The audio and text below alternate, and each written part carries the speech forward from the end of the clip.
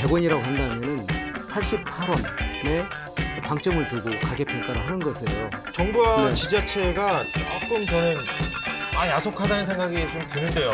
장관님, 공공공사 발주제도를 획기적으로 개선을 해 주십사 건의드리고 싶습니다. 최소한 90% 낙찰률이 보장될 수 있도록. 일단 적자 수주의 불편한 진실 두 가지는 좀 이해가 됩니다. 세 번째 마지막 진실. 이건 제가 사실 대본을 보고도 건설 기업들이 이래서 불편한 진실 세 번째 이게 좀 저는 이해가 좀 안 됐거든요. 네. 설명을 좀 해주시죠. 네. 세 번째 불편한 진실은 예, 진짜 몰라서입니다. 진짜 몰랐어요. 네, 적자인지를 예. 몰라서입니다. 적자인지를 왜 네. 모를까요? 네. 네,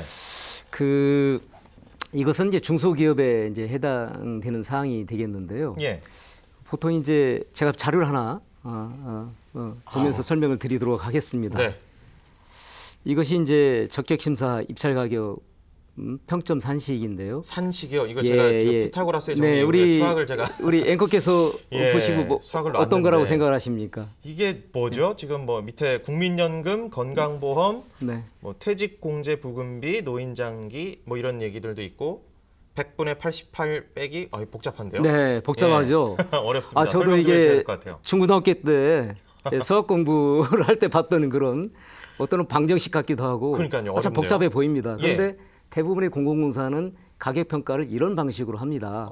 이건 적격 심사를 예를 들었습니다만은 이제 네. 종심제, 종합심사 평가 낙찰자라고 하죠. 종심제에서는 또 다른 방식의 또 산식이 있어요. 네. 가격 평가에 있어서는. 예. 그걸 우리가 보통 이제 낙찰 방정식이라고 합니다만은 예.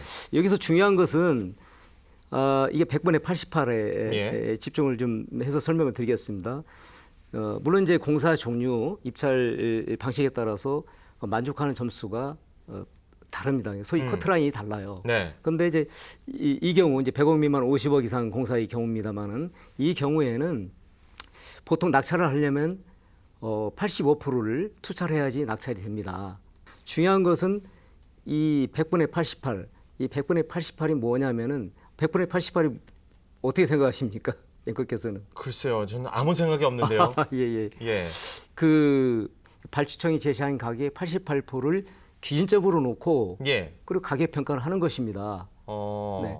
무조건 한 12% 정도, 15% 내외가 깎이고 기본적으로 이제 시작이 된다라는 얘기네요. 그렇습니다. 그러니까 이 조건에 맞아야지만이 낙찰이 되기 때문에 발주청이 제시한 가격을 100을 놓고 봤을 때 이 88%가 가격 평가의 기준점이 되는 것이죠. 제시 가격이 100원이라고 한다면은 88원의 방점을 두고 가격 평가를 하는 것이에요.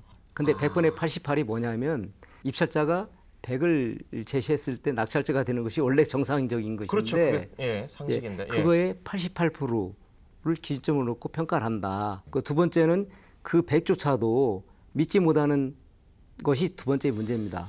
그러니까 원가 산정이 정확하게 사실 안 될 수밖에 없는 그런 구조네요. 지금 이제 네네. 내는 쪽에서 이게 맞아, 이거에 맞춰 하면서도 거기서 또 깎아서 네. 결국에 공사 업체에게는 그렇게 가니까요. 야, 이거 좀 이 정부와 네. 지자체가 조금 저는 야속하다는 생각이 좀 드는데요. 예. 네. 이게 기존에 공사했던 게 그 금액이었으면 사실은 인건비나 모든 것들이 올라가는데 네. 더 올려서 줘야 되는 게 맞는 것 같은데 네.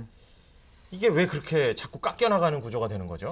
발주청이 그 설계 가격을 산정할 때 네. 기본적으로 잘못된 부분이 있습니다. 어, 그것은 뭐냐면은 그 정부가 그 작성한 표준 품셈 또는 그 표준 시장 단가라는 그 기초 단가 자료집이 있습니다. 네.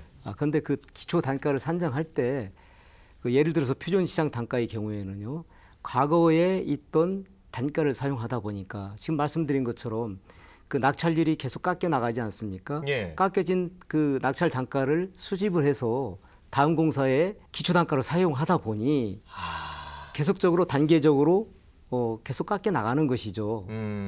그러다 보니 설계 가격 자체가 낮게 책정될 수밖에 없는 근본적인 문제를 갖고 있는 겁니다. 이거 진짜 참 어렵습니다. 이 발주자가 제시하는 금액 자체가 이게 적자를 부르는 상황이라면 게다가 그 적자가 다시 그 다음 공사에 또 적자를 이렇게 되게 되면 이거 참 어려울 것 같은데 특히 중소건설사들은 말이죠.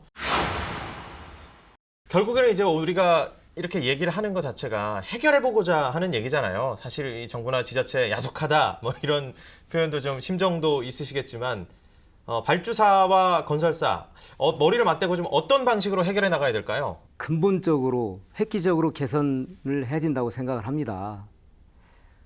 통상적으로 선진 외국의 경우에는 낙찰률이 95% 수준이고요. 최소한 95% 낙찰률은 보장을 하고 있습니다. 그래야지만이 건설 근로자의 임금도 적정하게 지급될 수 있고 하도급 자재 장비 관련 업종에 대한 대금도 적정하게 지급될 수가 있는 것입니다. 더군다나 국민들이 이용하는 공공시설물을 안전하게 시공할 수가 있는 것입니다. 따라서 이제는 구태를 벗어나서 공공발주제도에 대한 그 획기적인 개선책을 정부가 제시를 해줘야 된다고 생각을 합니다. 사실 이 SOC 예산이나 뭐 이런 경기 부양책의 또 일환인 거잖아요. 이런 이 공공공사를 또 크게 이렇게 하는 것들. 경기 부양이 잘 되려면 기업들이 또 잘 돼야 되지 않겠습니까? 그러기 위해서 이제 공공공사 이 정상화가 공사비 정상화가 좀 필요할 것 같은데 관련해서 힘 좀 제대로 좀 써주실 수 있는 분 우리 김현미 국토부 장관께 한번 말씀하시죠. 예, 크게 한번 하실 말씀 속 시원하게 하시면 되겠습니다. 네, 장관님. 공공공사 발주제도를 획기적으로 개선을 해 주십사 건의드리고 싶습니다.